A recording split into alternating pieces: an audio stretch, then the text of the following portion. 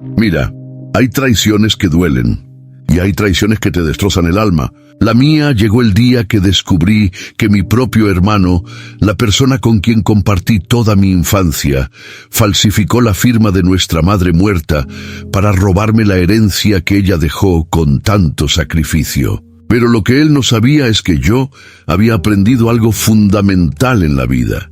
La paciencia estratégica siempre vence a la codicia impulsiva. Y hoy, después de 5 años de verlo en prisión, voy a contarte exactamente cómo lo logré, paso a paso, decisión por decisión. Porque esto no es solo mi historia.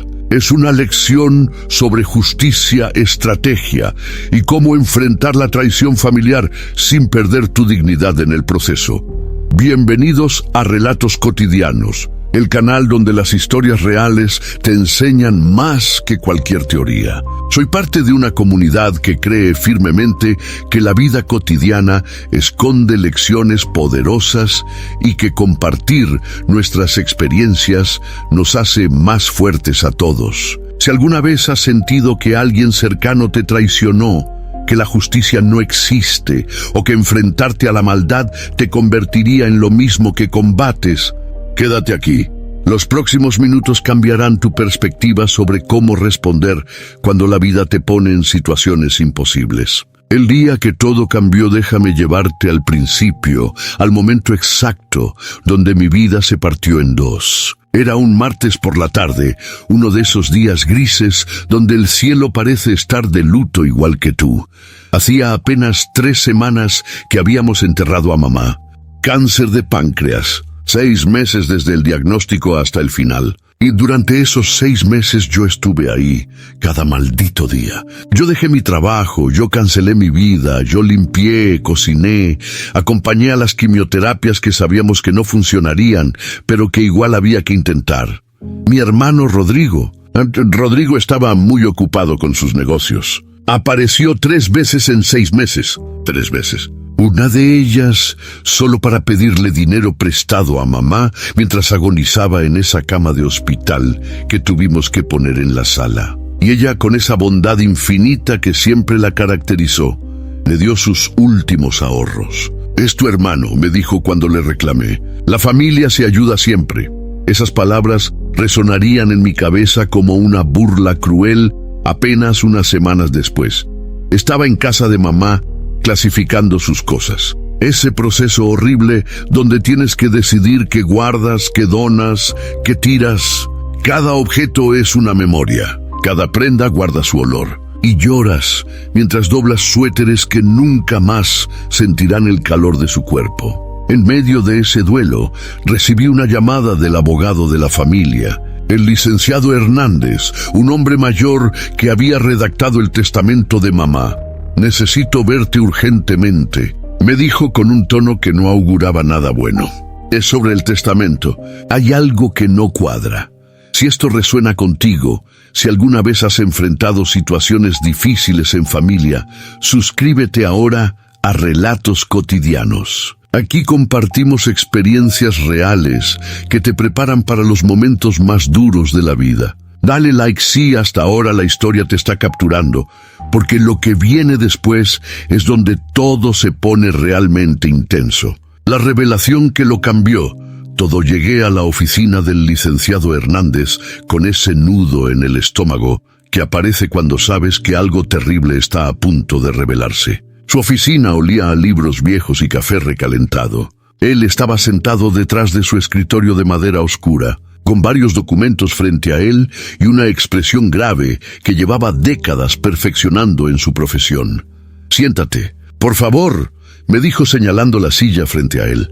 No perdió tiempo en preámbulos. «Tu madre vino a verme hace 8 meses para actualizar su testamento. Estaba muy clara sobre sus deseos. La casa familiar debía dividirse equitativamente entre tú y Rodrigo. Pero había una cuenta de ahorros específica, unos 200,000 pesos que había estado guardando durante 20 años, que era exclusivamente para ti». Sentí un escalofrío, no por el dinero, sino por lo específico de sus palabras. «¿Por qué solo para mí?». Le pregunté, aunque en el fondo ya lo sabía. El licenciado suspiró profundamente. Ella me dijo textualmente: «Este dinero es para quien estuvo cuando más lo necesité, para quien sacrificó su vida por cuidar la mía. Rodrigo recibirá su parte de la casa, pero esto es para mi hijo que me amó no con palabras, sino con acciones». Las lágrimas empezaron a correr por mi rostro. Incluso en sus últimos momentos, mamá había pensado en ser justa, en reconocer el sacrificio. Pero noté que el licenciado aún no terminaba. Su expresión se tornó aún más seria. «El problema», continuó, «es que hace 2 días recibí documentos de otro abogado. Al parecer, Rodrigo presentó un testamento diferente, uno fechado una semana antes de la muerte de tu madre, donde ella supuestamente cambió de opinión y dividió todo equitativamente, incluyendo esa cuenta de ahorros». El mundo se detuvo. «¿Qué?», fue todo lo que pude articular. «Ese documento tiene la firma de tu madre, o al menos algo que se le parece mucho. Pero yo sé con certeza que tu madre nunca vino después de nuestra última reunión. Estaba demasiado enferma. Los últimos días apenas podía sostener un vaso de agua, mucho menos firmar documentos legales complejos». Ahí fue cuando entendí la magnitud de lo que Rodrigo había hecho. No solo me había robado, había profanado la última voluntad de nuestra madre. Había falsificado su firma cuando ella ya no podía defenderse. Había convertido su memoria en una herramienta para su codicia. La rabia que sentí en ese momento fue algo visceral, primitivo. Pero debajo de esa rabia había algo más frío, más calculado. Una determinación de acero. La confrontación inicial salí de esa oficina transformado. Ya no era el hijo en duelo, que clasificaba suéteres con lágrimas en los ojos. Era alguien con una misión clara: desenmascarar a mi hermano y hacer que pagara por lo que había hecho. Pero aquí viene la primera lección importante, la primera enseñanza que quiero compartir contigo desde Relatos Cotidianos. Cuando alguien te traiciona, tu primer impulso es confrontar con ira, gritar, acusar, explotar. Yo quería llamar a Rodrigo inmediatamente y destrozarlo verbalmente. Quería ir a su casa y enfrentarlo físicamente. Cada fibra de mi ser pedía justicia inmediata, violenta, satisfactoria.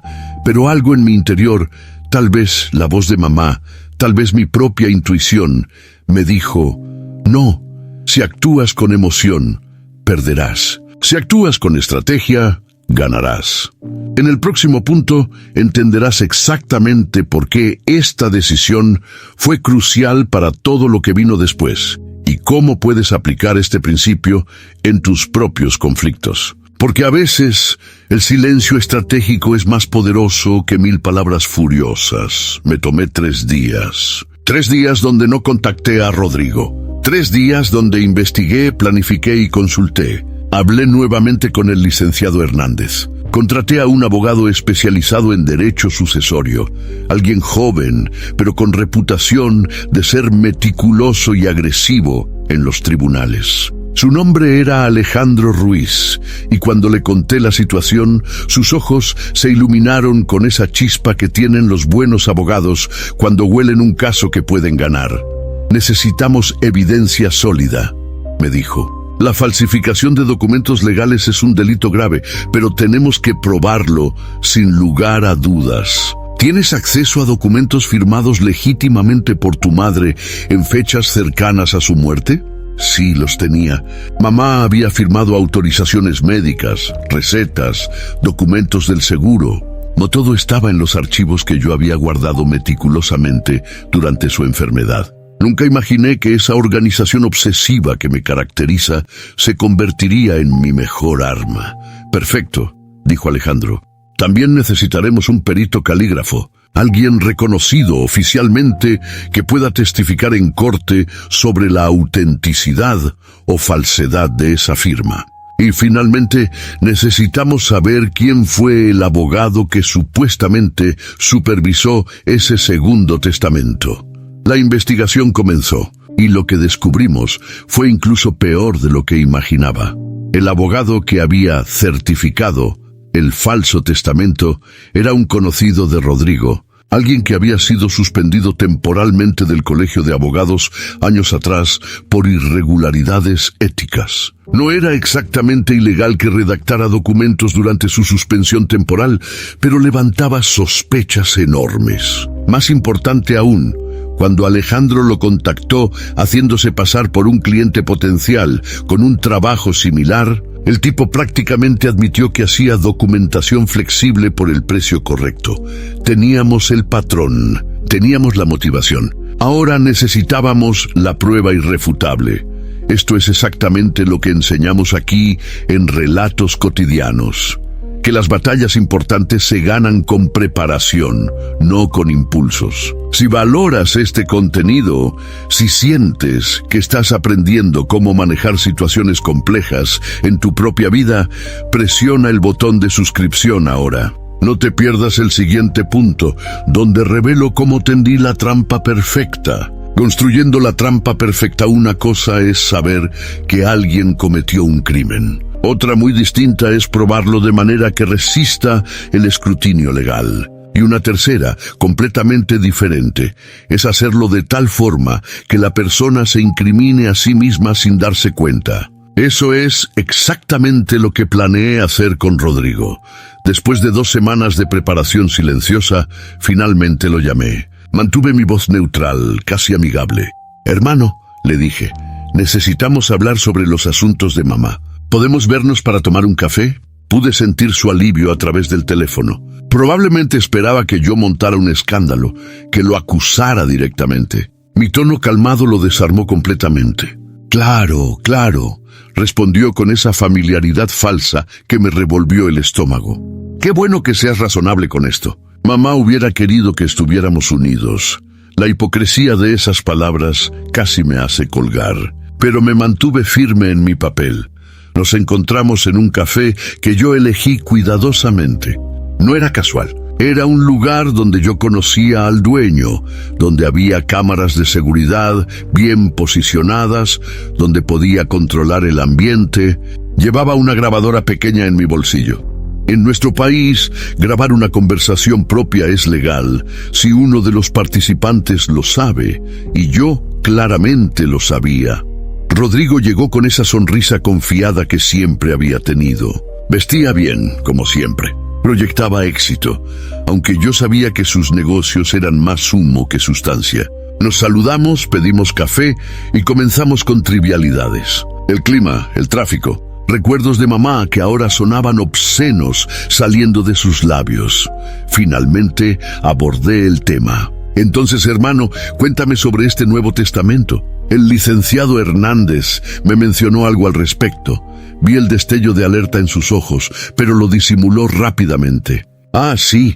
Bueno, es que mamá cambió de opinión en los últimos días. Sintió que había sido injusta al principio, que ambos somos sus hijos y merecemos lo mismo». «¿En los últimos días?», pregunté con genuina curiosidad. «¿Tú estuviste ahí cuando lo firmó?». Primera grieta en su historia. Dudó un segundo de más. «Bueno, yo estuve coordinando todo. Ella no podía salir, así que llevé al abogado a la casa». «Interesante», dije tomando un sorbo de mi café.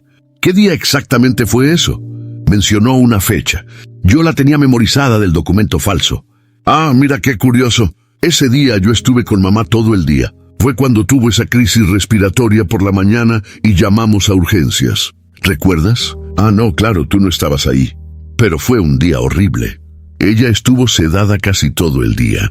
No podía ni hablar, mucho menos firmar documentos. Vi cómo el color abandonaba su rostro. Se recompuso rápidamente. Tal vez me confundí de día. Fue todo tan caótico en ese periodo». Claro, dije comprensivamente. Debe ser difícil recordar con exactitud los días que ni siquiera estuviste presente. El veneno en mis palabras estaba apenas oculto bajo una capa delgada de cordialidad. Rodrigo lo sintió. Cambió de táctica. «Mira, hermano, sé que estás molesto. Sé que tú estuviste más presente que yo al final. Pero eso no significa que mamá me amara menos o que yo no merezca mi parte. El dinero puede dividirse. No tiene que haber conflicto entre nosotros». Ahí estaba. El argumento emocional diseñado para hacerme sentir culpable por reclamar lo que era legítimamente mío. Es una táctica común, convertir a la víctima en el agresor, hacer que la persona robada parezca egoísta por no querer compartir con el ladrón. Tienes razón en algo, le dije. Mamá los amaba a ambos. Por eso dejó su voluntad claramente expresada en un testamento legítimo. La casa se divide equitativamente. Los ahorros eran para quien estuvo ahí. Esa era su voluntad. Y yo voy a honrarla, cueste lo que cueste. El ambiente cambió. Rodrigo se puso rígido. ¿Qué estás insinuando? No insinúo nada, hermano. Digo claramente que ese segundo testamento es falso. Que mamá nunca lo firmó porque ni siquiera podía sostener un lápiz en esas fechas. Y que tú lo sabes perfectamente. Se levantó bruscamente. Varias personas en el café voltearon a vernos. ¿Me estás llamando mentiroso? ¿Falsificador? Yo no te llamo nada, respondí con calma glacial. Los hechos hablan por sí mismos, y pronto lo harán frente a un juez. Rodrigo se inclinó sobre la mesa, acercando su rostro al mío. Su máscara de civilidad se había caído completamente. No tienes idea de con quién te estás metiendo. Puedo hacer tu vida imposible, ¿Puedes qué, Rodrigo? Lo interrumpí. ¿Falsificar más documentos? ¿Contratar más abogados corruptos? Adelante. Cada paso que das me da más evidencia. Se alejó respirando pesadamente. Por un momento pensé que podría golpearme, y parte de mí deseaba que lo hiciera frente a todas esas cámaras. Pero se controló. Esto no termina aquí, dijo finalmente. No, acordé. Termina en una corte. Nos vemos ahí, hermano. Se fue sin pagar su café. Ni siquiera eso. Yo me quedé ahí, con el corazón latiendo fuertemente, pero con una satisfacción fría. Tenía su reacción grabada. Tenía su admisión implícita de que había estado involucrado directamente en ese testamento cuestionable. Tenía el siguiente paso de mi plan listo para ejecutarse. ¿Ves cómo funciona esto? En relatos cotidianos, no solo contamos historias, te mostramos estrategias reales para enfrentar situaciones reales. El próximo segmento te va a volar la mente, porque ahí es donde la investigación forense entra en juego, y todo el castillo de mentiras de Rodrigo comienza a derrumbarse. Activa las notificaciones para no perderte ningún relato como este. La evidencia científica con la confrontación registrada. Era momento de pasar a la fase legal formal. Alejandro, mi abogado, presentó una impugnación oficial del testamento falso ante el tribunal correspondiente. Junto con la impugnación, solicitamos formalmente un análisis pericial de la firma cuestionada. Aquí aprendí algo fascinante sobre el sistema de justicia que quiero compartir contigo, porque es conocimiento que todos deberíamos tener. Los peritos calígrafos no solo comparan firmas a simple vista, utilizan tecnología microscópica, análisis de presión del trazo, velocidad de escritura, temblor muscular, fluidez de movimiento. Cada firma que haces tiene características tan únicas como tus huellas digitales, especialmente cuando estás enfermo, débil o bajo medicación fuerte. El perito que asignó el tribunal era una mujer llamada doctora Patricia Solis, con más de 20 años de experiencia y testimonio en cientos de casos. Cuando le entregamos las firmas auténticas de mamá de sus últimas semanas de vida, junto con la firma del testamento cuestionado, sus ojos expertos inmediatamente notaron discrepancias. Miren aquí, nos dijo en su laboratorio, señalando las firmas bajo un microscopio digital que proyectaba la imagen en una pantalla grande. Las firmas auténticas de tu madre en sus últimos días muestran tremor senil, un temblor característico de personas mayores enfermas. Además, hay irregularidad en la presión, zonas donde apenas podía presionar el bolígrafo. Esto es consistente con alguien bajo medicación fuerte y con debilidad muscular. Luego, proyectó la firma del testamento falso. Esta firma, sin embargo, es notablemente firme. Demasiado firme. No hay tremor. La presión es uniforme. La velocidad del trazo es rápida y confiada. Esto no lo hizo una mujer moribunda. Lo hizo alguien sano, tratando de imitar su firma. Pero había más, mucho más, lo que realmente delata esta falsificación. Continuó la doctora Solis. Son estas micropausas aquí y aquí. Señaló puntos específicos en las letras. Cuando alguien falsifica una firma, no puede hacerlo con la fluidez muscular memorizada del firmante original. Tiene que pensar conscientemente cada trazo, referirse mentalmente a un modelo. Eso crea pausas minúsculas, imperceptibles al ojo desnudo, pero evidentes bajo análisis. Esta firma está llena de ellas.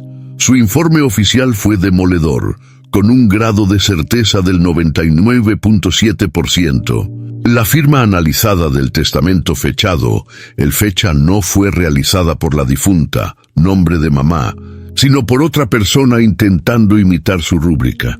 Cuando recibimos ese informe, supe que Rodrigo estaba acabado. Pero mi abogado me advirtió que debíamos ir más allá. Necesitamos probar no solo que la firma es falsa, sino quién la falsificó. De otra manera, Rodrigo podría alegar que él también fue engañado, que confió en el abogado corrupto que se la hizo pasar como legítima. Tenía razón. Necesitábamos conectar a Rodrigo directamente con el fraude. Y ahí es donde entra la parte más ingeniosa de toda la operación. La trampa financiera, mi abogado. Alejandro tenía contactos en la fiscalía especializada en fraudes. Les presentó nuestro caso, y cuando vieron la evidencia del perito calígrafo, se interesaron inmediatamente. Pero ellos aportaron un ángulo que yo no había considerado: el rastro financiero. Si tu hermano pagó por ese testamento falso, explicó el fiscal asignado, habrá un rastro de pago. Los abogados corruptos raramente trabajan gratis, y tu hermano no parece del tipo que haría trabajo manual de falsificación él mismo. Apostemos que contrató a alguien, y ese alguien dejó evidencia.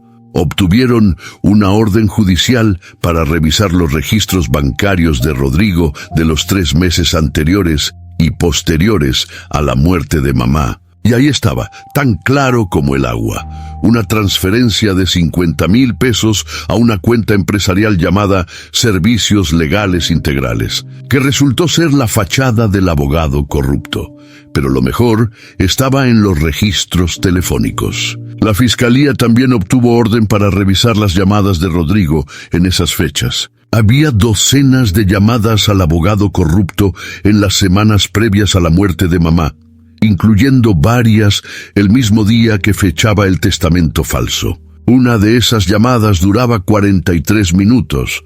Cuando confrontaron al abogado corrupto con esta evidencia, el tipo se derrumbó más rápido que castillo de naipes en vendaval. Aceptó un acuerdo con la fiscalía.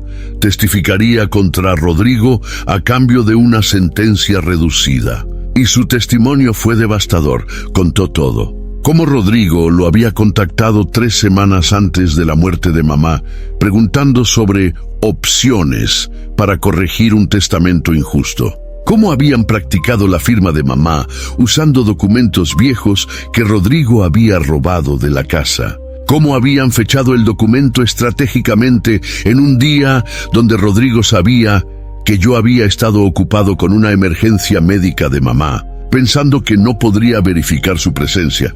Rodrigo lo había planeado todo. No, fue un impulso. Fue premeditado, calculado, ejecutado con frialdad mientras nuestra madre agonizaba. Eso hacía el crimen aún peor a ojos de la ley. El juicio que cambió todo el día del juicio llegó 6 meses después de la muerte de mamá. Yo había pasado esos meses en una montaña rusa emocional. Había días donde la rabia me consumía, donde fantaseaba con venganzas que iban mucho más allá del sistema legal. Había días donde la tristeza me paralizaba, donde lloraba no solo por mamá, sino por la familia que creí tener y que nunca realmente existió. Pero también hubo días de claridad, días donde entendí que esto era más grande que el dinero, más importante que la herencia. Era sobre principios, sobre honrar la memoria de alguien que me dio todo, sobre demostrar que las malas acciones tienen consecuencias, incluso cuando las comete alguien de tu sangre. La sala del tribunal estaba fría. Rodrigo llegó con su abogado defensor, un tipo caro que probablemente estaba cobrando con el dinero que planeaba robar de la herencia. Me miró con una mezcla de odio y desdén. Ya no había pretensión de fraternidad. El proceso judicial fue técnico, lleno de jerga legal que Alejandro me había preparado para entender, pero los momentos clave fueron profundamente humanos. Cuando la doctora Solis presentó su análisis pericial, proyectando las firmas lado a lado, en una pantalla grande para que el juez y todos en la sala pudieran ver las diferencias, vi cómo Rodrigo apretaba los puños. Su abogado intentó desacreditar el análisis, sugiriendo que las enfermedades pueden hacer las firmas impredecibles, que tal vez mamá tuvo un día bueno cuando firmó el segundo testamento. Pero entonces Alejandro presentó algo brillante: los registros médicos completos de mamá de ese día específico.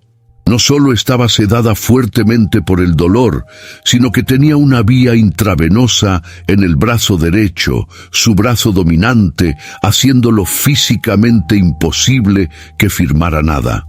Las enfermeras habían documentado cada detalle. El abogado defensor no tenía respuesta para eso. Luego vino el testimonio del abogado corrupto. Protegido por su acuerdo con la fiscalía, relató toda la conspiración. Rodrigo lo miraba con tal intensidad que pensé que podría lastimarlo con la mirada pura. Cuando el abogado narró cómo habían practicado la firma de mamá, usando documentos viejos y papel especial para que pareciera auténtico, varias personas en la sala jadearon audiblemente. Este es el tipo de justicia real que nunca ves en las películas, donde el proceso es lento, técnico, pero definitivo. Si te está gustando este relato, si sientes que vale la pena compartir estas experiencias, dale like ahora y compártelo con alguien que necesite escuchar que la justicia, aunque lenta, puede llegar. No te pierdas el desenlace en el siguiente segmento, porque ahí es donde Rodrigo recibe su sentencia. Pero el momento más impactante fue cuando me tocó testificar. Alejandro me había preparado, pero no hay preparación real para mirar a los ojos de un juez y narrar cómo tu propio hermano profanó la memoria de tu madre por dinero. Conté todo. Los 6 meses de cuidados, las noches sin dormir, los momentos donde mamá, en sus últimos días de lucidez, me agradeció por estar ahí. Cómo me había dicho que no me preocupara por Rodrigo, que encontraría su camino eventualmente. Ella nunca perdió la fe en él, incluso cuando él le había dado todas las razones del mundo para hacerlo. Cuando describí el momento en que descubrí la falsificación, mi voz se quebró. No fue actuación. El dolor era real, renovado. No es por el dinero, dije mirando directamente al juez. Mi madre podría haberlo dejado todo a un extraño y yo lo hubiera aceptado. Esto es porque él tomó su última voluntad, su último acto de amor hacia mí, y lo destruyó para su propio beneficio. Convirtió su muerte en una oportunidad de negocio. El juez, un hombre mayor de expresión habitualmente neutral, pareció conmoverse. Tomó notas mientras yo hablaba. El abogado de Rodrigo intentó contrainterrogarme, sugiriendo que yo había manipulado a mamá en sus últimos días, que había ejercido influencia indebida para que me dejara más. Pero Alejandro había anticipado esto. Presentamos testimonios de las enfermeras que cuidaron a mamá, de vecinos que nos visitaron, todos confirmando que mamá estaba lúcida cuando hizo su testamento real y que lo hizo por su propia voluntad. Luego le tocó el turno a Rodrigo. Su abogado le aconsejó no testificar, ejercer su derecho a permanecer en silencio. Fue una admisión tácita de culpa. Si realmente hubiera sido inocente, habría subido al estrado a gritar su versión. El fiscal en su argumento final fue demoledor. Este no es un caso de hermanos peleando por dinero, dijo con voz firme. Es un caso de fraude premeditado, de falsificación de documentos legales, de aprovecharse de una mujer muerta que no puede defenderse. El acusado no solo violó la ley, violó la confianza familiar más sagrada y debe enfrentar las consecuencias completas de sus acciones. Pidió el máximo de la sentencia. 7 años de prisión más restitución completa y daños punitivos. La sentencia el juez se tomó 3 días para deliberar. Fueron los 3 días más largos de mi vida. Dudaba constantemente. ¿Y si el sistema fallaba? ¿Y si Rodrigo se salía con la suya por algún tecnicismo legal? ¿Y si su abogado Caro encontraba alguna escapatoria? Pero cuando volvimos a la sala para escuchar el veredicto, supe por la expresión del juez que la justicia prevalecería. En el caso del Estado contra Rodrigo, apellido, comenzó con voz solemne, este tribunal encuentra al acusado culpable de falsificación de documentos legales, fraude testamentario y conspiración para cometer fraude. Rodrigo se derrumbó en su silla. Su abogado puso una mano en su hombro, probablemente calculando ya su apelación. El juez continuó. La evidencia presentada en este caso es abrumadora. El análisis pericial, el testimonio del cómplice, los registros financieros y telefónicos, todos apuntan inequívocamente a un fraude premeditado y ejecutado con frialdad.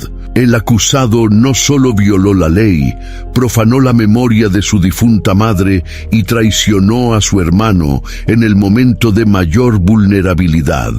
Hizo una pausa, mirando directamente a Rodrigo.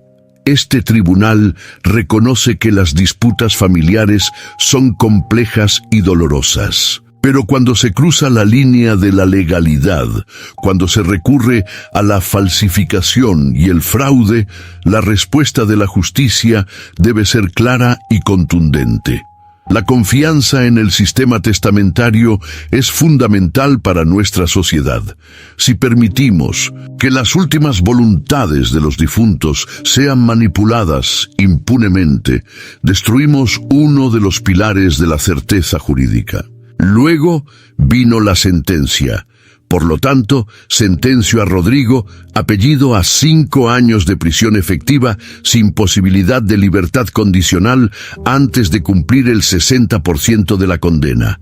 Adicionalmente, deberá restituir la totalidad de los fondos disputados más intereses y pagar daños punitivos por la cantidad de 100,000 pesos adicionales al demandante. 5 años.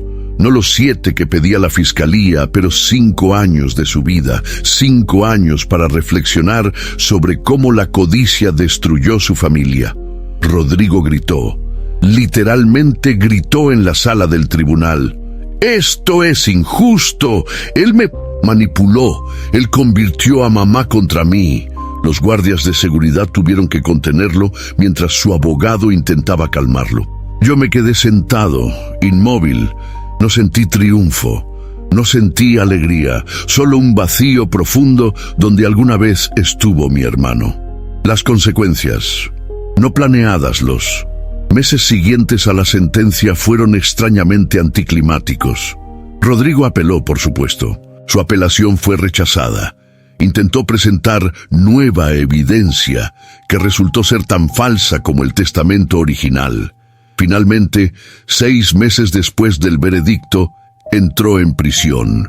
Yo recibí la herencia completa según la voluntad real de mamá. La casa la vendí. No podía vivir ahí con todos esos recuerdos contaminados ahora por la traición. Los 200,000 pesos de la cuenta de ahorros los usé para crear una fundación pequeña que ayuda a familias de bajos recursos con cuidados paliativos, algo que mamá habría amado. Pero las consecuencias reales, las que nunca anticipé completamente, fueron emocionales y familiares. La familia extendida se dividió. Algunos tíos y primos me llamaron cruel por meter a tu propio hermano a la cárcel, como si yo hubiera falsificado el testamento. como si yo hubiera cometido el crimen. La familia del delincuente siempre encuentra formas de culpar a la víctima. Otros me apoyaron, diciendo que hice lo correcto, que Rodrigo necesitaba aprender que las acciones tienen consecuencias. Pero incluso su apoyo venía con incomodidad, con la sensación de que había roto algún código no escrito de la ropa sucia se lava en casa. Hubo noches, muchas noches, donde me cuestioné si había hecho lo correcto. ¿Debí haber aceptado algún acuerdo? ¿Debí haber dejado que se saliera con la suya para mantener la paz familiar? ¿Qué hubiera querido mamá realmente? Pero cada vez que me hacía esas preguntas, volvía a la misma respuesta. Mamá quería justicia. Quería que su voluntad se respetara, y más que eso, quería enseñarme, incluso en su muerte, que hacer lo correcto a veces significa hacer lo difícil. Esto es exactamente lo que exploramos en Relatos Cotidianos. Las zonas grises de la vida, real, donde las decisiones correctas no son fáciles y las consecuencias son complejas. Si esta historia te está haciendo reflexionar sobre tus propias relaciones familiares, sobre justicia y perdón, suscríbete ahora porque cada semana traemos relatos que desafían tu perspectiva y te preparan para la complejidad de la vida real. La carta desde prisión. 3 años después de que Rodrigo entrara en prisión, recibí una carta. Reconocí su letra en el sobre y casi la tiré sin abrir. Pero algo me detuvo. Tal vez curiosidad, tal vez esperanza de algún tipo de cierre. La carta decía: hermano, sé que no tengo derecho a llamarte así después de todo lo que hice. Sé que probablemente rompas esta carta sin leerla completa y no te culparía, pero necesito intentarlo. He tenido 3 años aquí para pensar. 3 años de despertar en una celda, de comer comida horrible, de vivir con criminales que cometieron crímenes peores que el mío, aunque eso no me hace sentir mejor. Al principio, te odiaba. Odiaba a mamá por ser injusta. Odiaba al sistema por exagerar mi castigo. Me pasaba los días rumiando resentimiento, planeando qué te diría cuando saliera, cómo te haría pagar por arruinar mi vida. Pero lentamente, muy lentamente, algo cambió. Tal vez fue el psicólogo de la prisión que me obligaron a ver. Tal vez fue simplemente el tiempo. Comencé a ver las cosas diferentes. Vi que no fuiste tú quien arruinó mi vida. Fui yo. Tú no falsificaste ningún documento. Yo sí. Tú no traicionaste la confianza familiar. Yo sí. Tú solo buscaste justicia por un crimen real que yo realmente cometí. Y mamá, Dios, mamá, he llorado más en estos 3 años por ella que en toda mi vida. Lloré en su funeral, pero eran lágrimas superficiales, lágrimas de esto es lo que se hace. Ahora lloro de verdad, lloro por haberla decepcionado tan profundamente, por no haber estado ahí cuando me necesitaba, por convertir su muerte en una oportunidad para robar. No te pido perdón, no lo merezco, solo quiero que sepas que finalmente entiendo lo que hice. Finalmente entiendo que mereces esa herencia, no por el dinero, sino porque tú estuviste ahí. Tú sacrificaste tu vida. Tú la amaste con acciones, no solo con palabras. Salgo en 2 años si me porto bien. No sé qué haré. No sé si podremos volver a hablar alguna vez. Solo quería que supieras que el hermano que entró aquí hace 3 años, ese hermano murió. Ojalá la persona que salga sea alguien que mamá no se avergonzaría de reconocer. Leí esa carta 10 veces. Lloré. Me enojé nuevamente. Sentí todo el espectro de emociones que había estado reprimiendo durante años. ¿Era genuina o era solo otro intento de manipulación buscando que yo abogara por su libertad anticipada? No lo sabía. Tal vez nunca lo sabría. No le respondí. No todavía. Tal vez nunca, pero guardé la carta. La lección más dura ahora, 4 años después de todo esto, mirando atrás con la claridad que solo da el tiempo, quiero compartir contigo las lecciones más importantes que aprendí de esta experiencia. Porque eso es lo que hacemos aquí en Relatos Cotidianos. Extraemos sabiduría práctica de experiencias reales. Primera lección. La justicia no es venganza, pero a veces se parecen. Cuando busqué justicia contra Rodrigo, no era por venganza pura. Era por principio, por honrar a mamá, por demostrar que las malas acciones tienen consecuencias. Pero no voy a mentirte. Había una parte de mí que disfrutó verlo sufrir, y tuve que hacer las paces con esa parte oscura de mí mismo. La justicia legítima puede coexistir con sentimientos de venganza, y está bien reconocerlos en lugar de pretender que eres puramente noble. Segunda lección: la familia no es sagrada por defecto. Crecemos con este mito de que la familia es todo, que la sangre es más espesa que el agua, que siempre debes perdonar y olvidar porque es familia. Mentiras. La familia se gana con acciones, no con ADN compartido. Rodrigo dejó de ser mi hermano el momento en que falsificó la firma de mamá. Tener límites, incluso con familia, no te hace malo, te hace sano. Tercera lección: la paciencia estratégica supera a la reacción emocional. Si hubiera confrontado a Rodrigo inmediatamente con ira, probablemente habría destruido mi caso. Él habría tenido tiempo de cubrir sus rastros, crear coartadas, manipular evidencia. Mi decisión de tomar tiempo, planear, reunir evidencia sólida antes de actuar, fue lo que hizo posible la victoria legal. En la vida, especialmente cuando enfrentas oponentes sin escrúpulos, la paciencia no es pasividad. Es estrategia. Cuarta lección: el sistema legal es lento, pero puede funcionar. Había momentos donde quería justicia inmediata, donde fantaseaba con formas extralegales de hacer pagar a Rodrigo. Pero confiar en el sistema, aunque frustrante y lento, fue lo correcto. Porque la justicia obtenida fuera del sistema legal no es realmente justicia. Es solo más injusticia con diferente víctima. Quinta lección: la victoria no siempre se siente como pensabas. Gané el caso. Rodrigo fue a prisión. Recibí la herencia, pero no me sentí triunfante. Me sentí vacío, triste, cansado. Aprendí que a veces la victoria en batallas necesarias no trae alegría, solo cierre. Y eso está bien también. Si estas lecciones resuenan contigo, si sientes que este relato te ha enseñado algo sobre cómo manejar traiciones, conflictos familiares o búsqueda de justicia, suscríbete a Relatos Cotidianos ahora mismo. Dale like si valoras contenido real que no te da respuestas fáciles, sino verdades complejas. Compártelo con alguien que esté luchando con una situación familiar difícil. Reflexiones finales. ¿Qué haría diferente con 4 años de distancia? Me pregunto frecuentemente, ¿haría algo diferente si pudiera volver atrás? Honestamente, no lo sé. Parte de mí desearía haber confrontado a Rodrigo años antes, cuando empezaron sus patrones de aprovecharse de mamá. Tal vez, si lo hubiera hecho, él no habría llegado al punto de falsificar documentos. Tal vez una intervención temprana habría salvado nuestra relación, pero otra parte de mí sabe que probablemente no habría funcionado. Los manipuladores y estafadores no cambian porque alguien les llama la atención. Cambian solo cuando enfrentan consecuencias reales.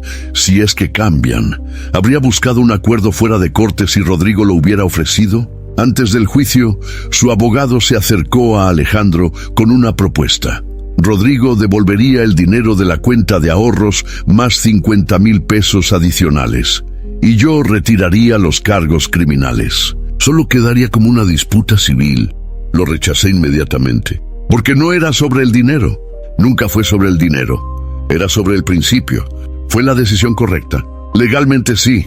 Moralmente creo que sí. Emocionalmente todavía no estoy seguro. Hay días donde me pregunto si mamá estaría orgullosa de mí o decepcionada.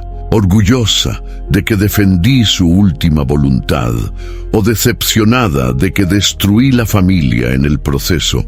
Nunca tendré esa respuesta. Y aprender a vivir con esa incertidumbre ha sido parte de mi proceso de sanación. El presente y el futuro hoy, a 4 años del inicio de todo esto. Estoy en un lugar diferente emocionalmente. La rabia intensa se ha desvanecido, reemplazada por una especie de tristeza resignada por lo que pudo haber sido, pero nunca será. Rodrigo sale de prisión el próximo año. No sé si intentará contactarme. No sé cómo responderé si lo hace. La fundación que creé en memoria de mamá ha ayudado a 14 familias hasta ahora con cuidados paliativos que no podrían costear de otra manera. Cada familia que ayudamos siente cómo honrar la memoria de mamá de una manera que el dinero guardado en un banco nunca hubiera logrado.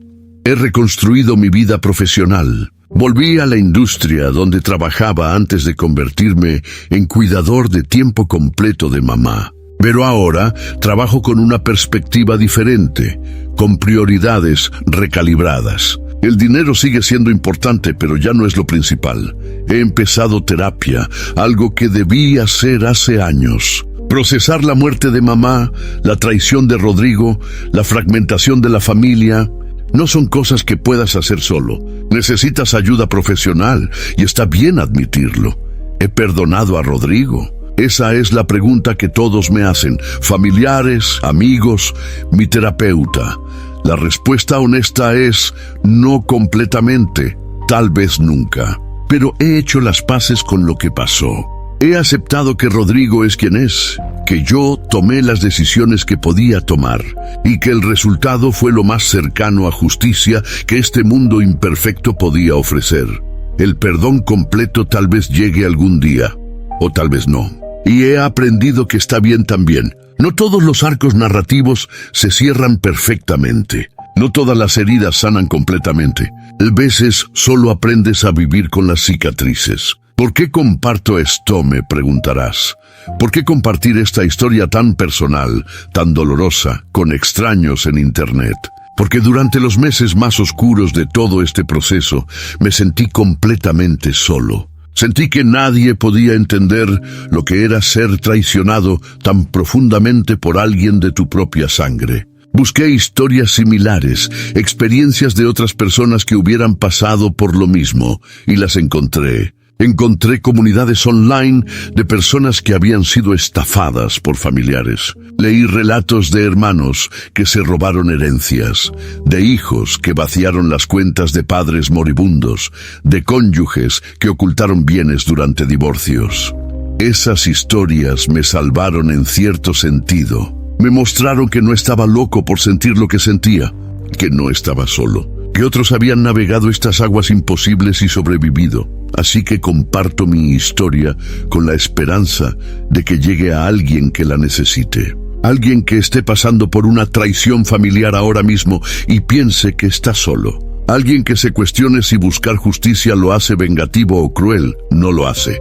Tienes derecho a defender lo que es tuyo.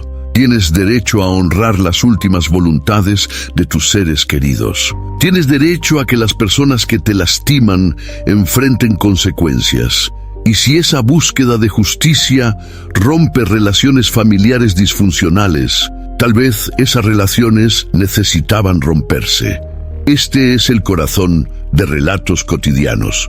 Crear una comunidad donde las experiencias reales se comparten sin juicio, donde aprendemos de las batallas de otros, donde nadie tiene que sentirse solo en sus luchas.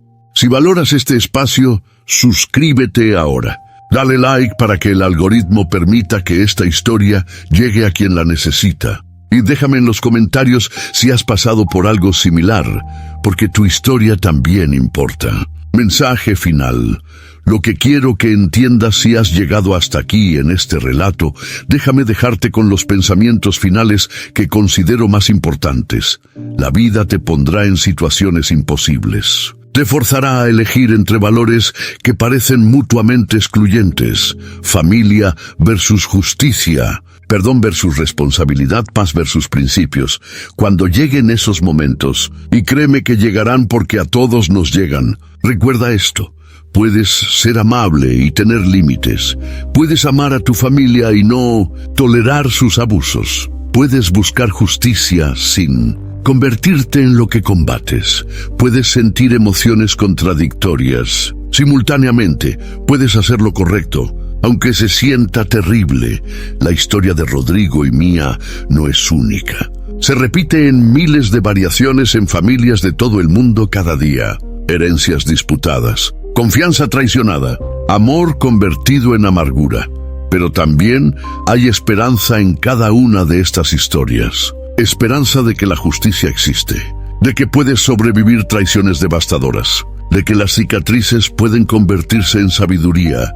Yo sobreviví mi traición, navegué el sistema legal, defendí la memoria de mi madre, y aunque el proceso me cambió profundamente, no me destruyó. Soy más fuerte ahora, más sabio, más consciente de las complejidades morales de la vida.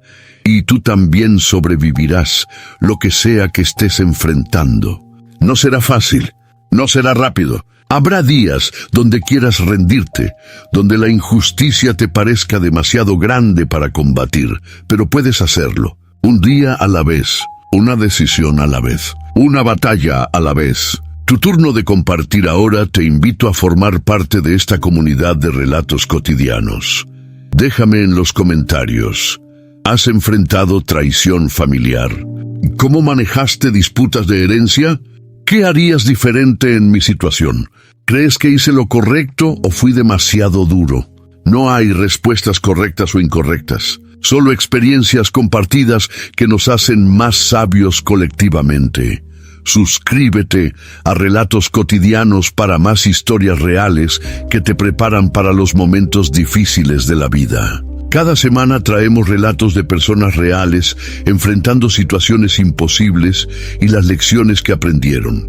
Dale like si esta historia te impactó, te hizo reflexionar o te enseñó algo sobre justicia, familia o resiliencia. Comparte este video con alguien que esté pasando por una situación familiar difícil. A veces, saber que otros han pasado por lo mismo y sobrevivido es el consuelo más poderoso que podemos ofrecer.